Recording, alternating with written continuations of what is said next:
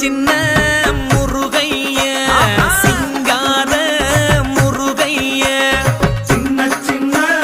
முருகைய சிங்கார முருகைய கொஞ்சி கொஞ்சி தமிழ் பேசும் செந்தில் வடிவேலனவ கொஞ்சி கொஞ்சி தமிழ் பேசும் செந்தில் வடிவேலனவ சின்ன சின்ன முருகைய சிங்கார முருகைய கொஞ்சி கொஞ்சி தமிழ் பேசும் செந்தில்